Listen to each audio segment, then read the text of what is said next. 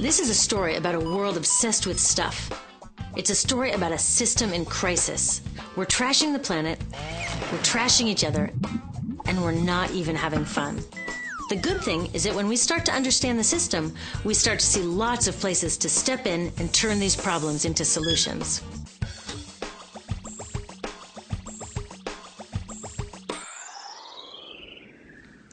Can I tell you, I love my Pantene Pro V. Of the dozen or so personal care products that I use every day, it's the one I can't live without. It says it gives my dull hair the ultimate cool shine. How does it do that? I was wondering that while I was lathering it in my hair one day, so I read the ingredients right here. Sodium lauryl sulfate, Tetrasodium Edta, methyl isothiazolinone. What is this stuff? I took this list to some scientists who know how to read it. Turns out my Pantene contains a chemical linked to cancer.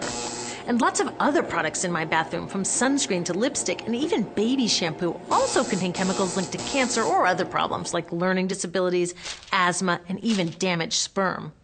Like most parents, I try to keep my family safe.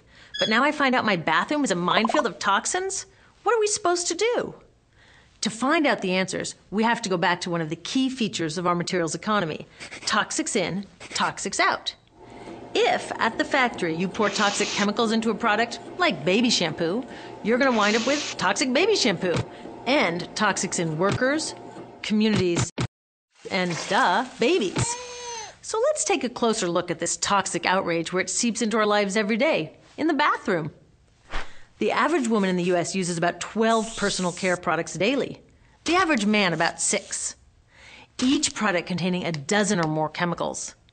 Less than 20% of chemicals in cosmetics have been assessed for safety by the industry's safety panel, so we just don't know what they do to us when we use them.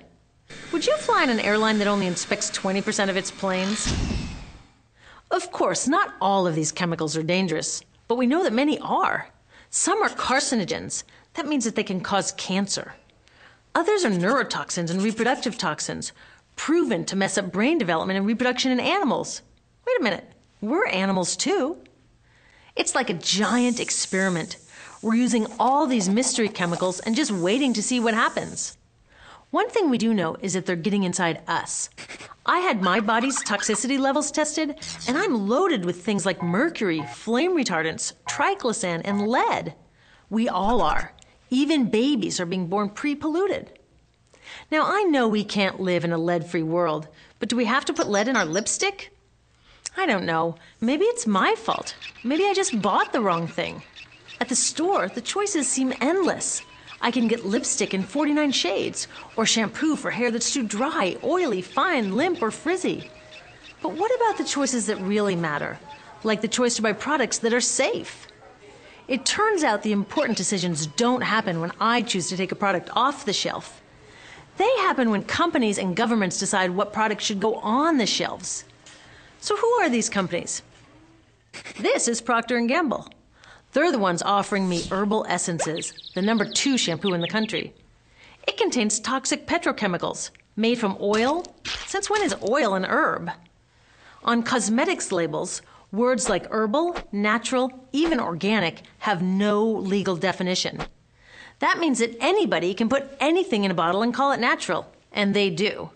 I mean, can you imagine a top seller called Petro Essences? Gross. What's even nastier are hair relaxers marketed to 5-year-olds and skin whitening creams. These are super toxic, both in their ingredients and in the message they send about what beauty is. Ooh, here's Estee Lauder offering me a chance to help find a cure for breast cancer. That's nice. But wait, they're also using chemicals linked to cancer. Don't you think the best way for Estee Lauder to fight cancer is to stop using those chemicals in the first place? So really, I get to choose between meaningless claims on a bottle. But these guys get the real choice about what goes into those bottles. And that happens back here, at the factories where they're formulated. Why do the makers of these products use all these toxics? Are they trying to poison us? No, they're just working from a 1950s mindset when people were totally swept up in better living through chemistry. In all that excitement, they forgot to worry about human health impacts.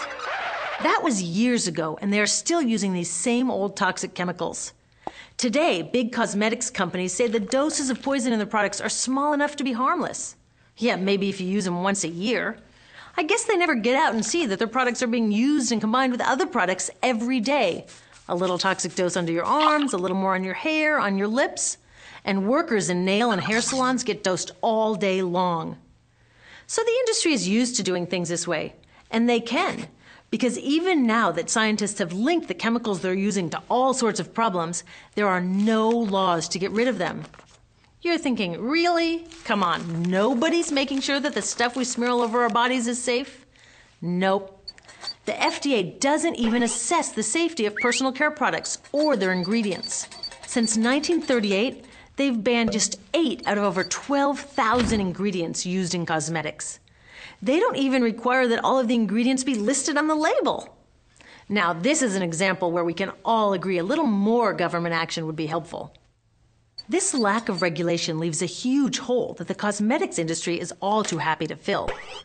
They set up their own committee to self-police their products, and compliance with their recommendations is voluntary. So the cosmetics